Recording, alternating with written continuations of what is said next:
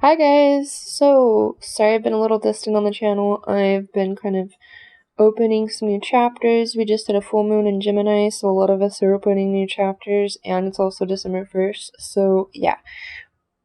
Gonna be making some big changes in my life next year. So, I kind of been itching at this topic. Self-love magic, self-worship, why it's important when we practice our rituals to take care of our own energy. And yeah, that's the topic we're covering today. Stay tuned.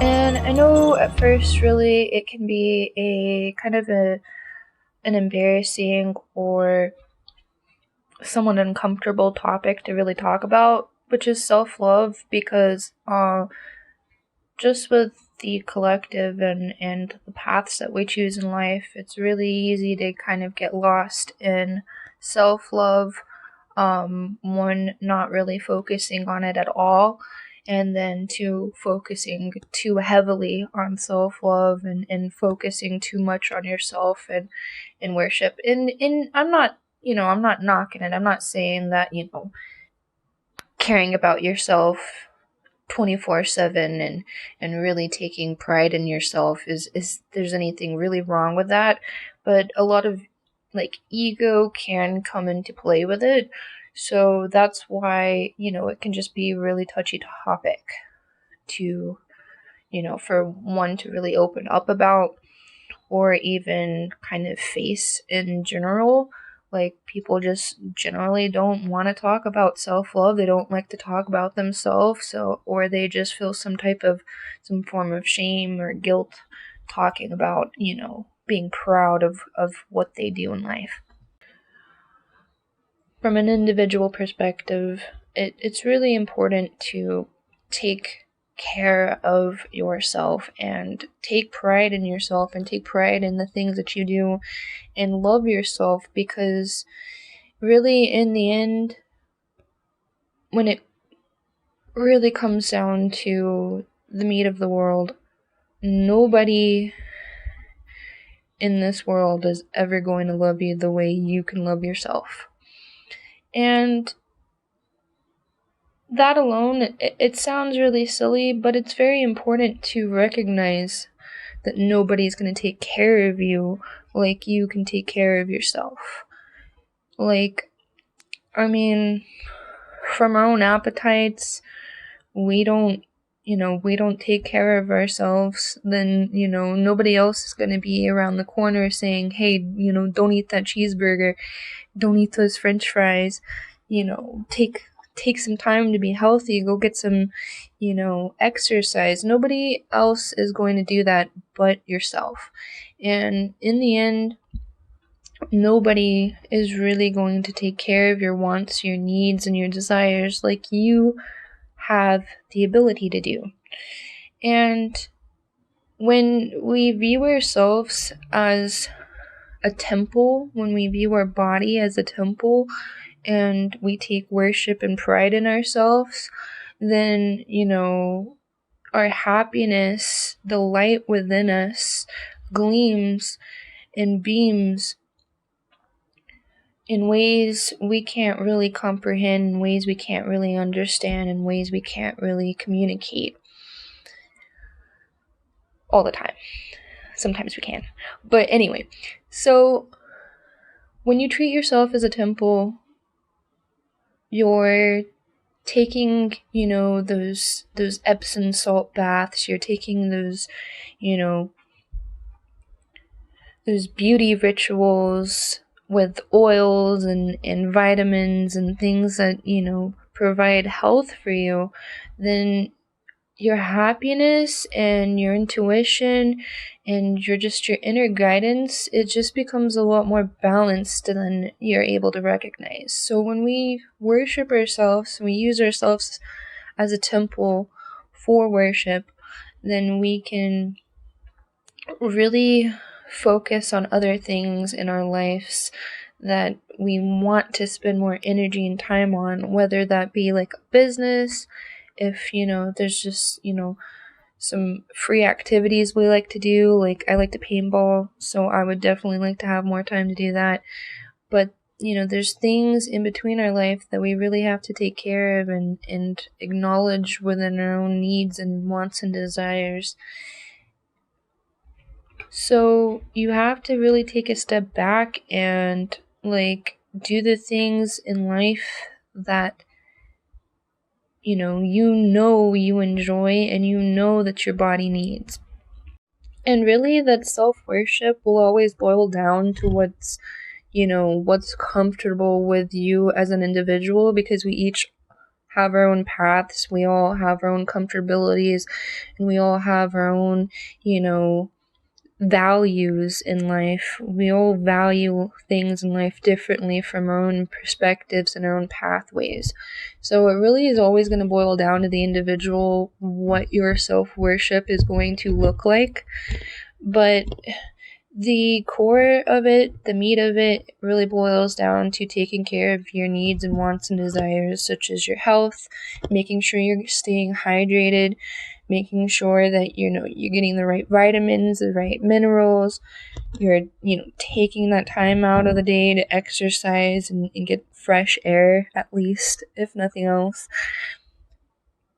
When you start to focus on that and you start to realize that your body is a temple that's connected to the spirit realm and is connected to other beings and other creatures and other things in life, and you really value that connection and you value that balance in life, then you can really start to bring in the things that, make you happy in life. Because, self-worship isn't necessarily always something that makes us happy, but it really should be something that we focus on to make ourselves happy.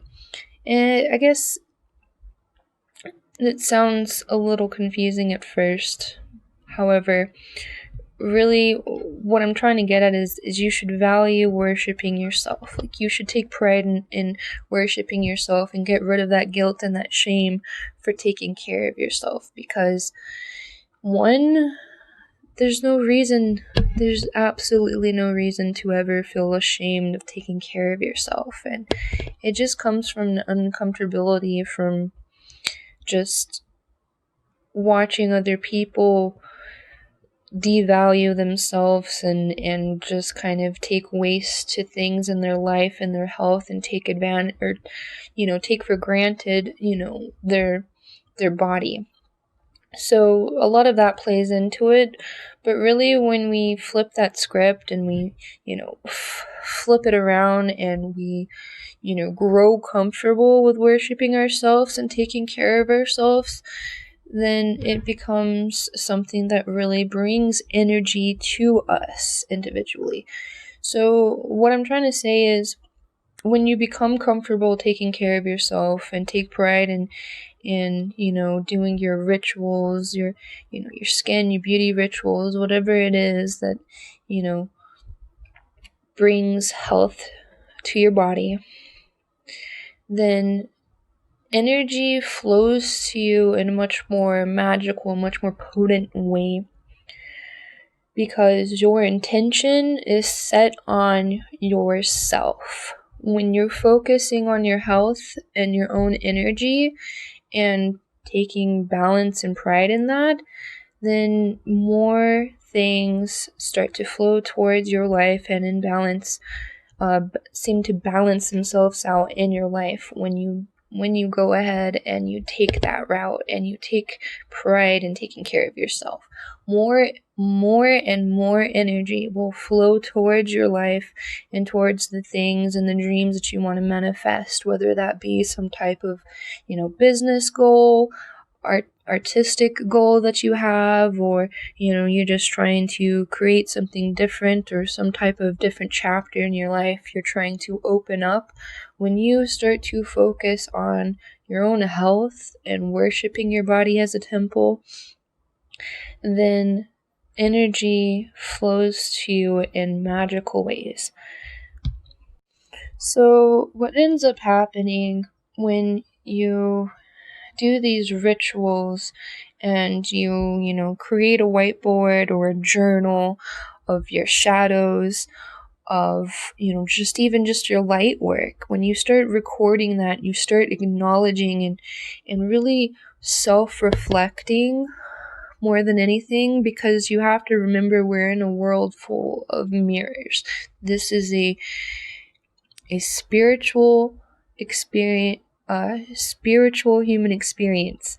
So there's connections and balances between the physical realm and the spiritual realm. And in order to really connect with the spiritual realm, we have to take care of ourselves in our physical bodies. It's just a way to really flow energy towards you. So rituals such as, witches like to do tea rituals. They'll this is personally, it's something I like to do. I like to make my pot of coffee to wake up in the morning, and then I take my vitamins and I drink my tea right after that. And then I even bought I'll actually bring this up because these guys are the coolest. This is some voodoo honey, some haunted honey that I got from New Orleans. I found these guys on Facebook. It's called B Guys LLC.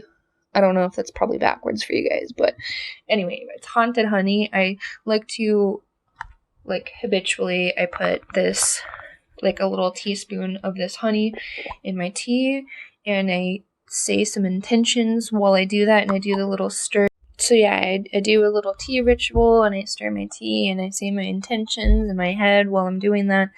And so it just becomes, a habit with more intent. And the more intent we put behind our, our life and the rituals, the spells, the magic that we like to do, because you have to remember, alchemy, magic, it all relies back to our psychology. So our psychology makes up our magic.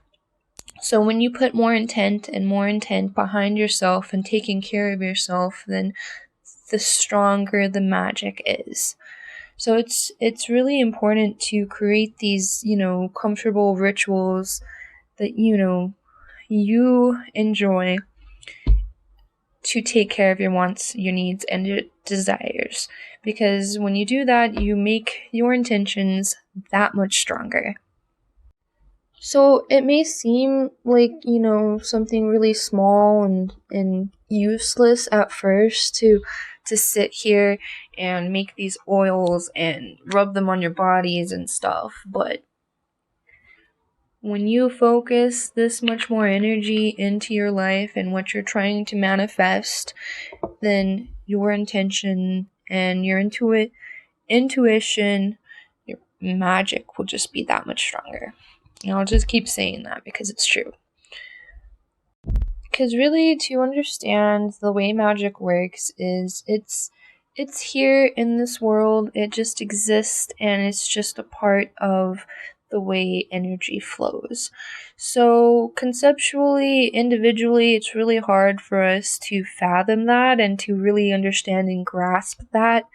So to align yourself with these habits and rituals that, focus your energy towards yourself, towards your own body, towards taking care of your health, towards taking care of even your wealth, and you focus that energy, with all of these rituals, then things start to happen for you. You start to lose yourself in the magic, which is really, it depends on what type of witch, what type of warlock you really want to be when you want to manifest something.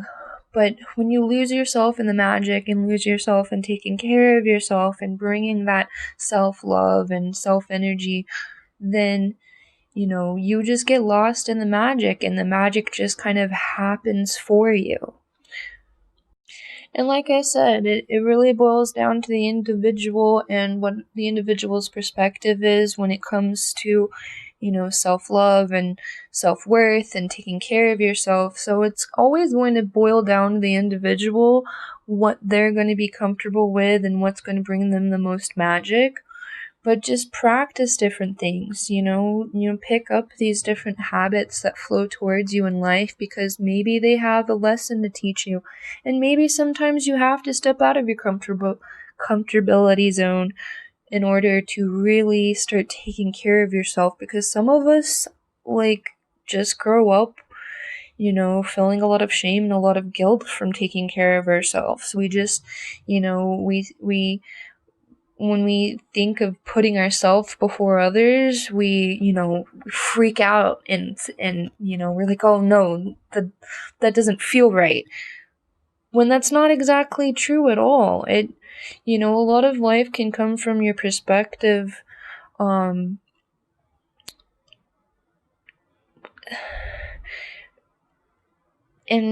not exactly be correct.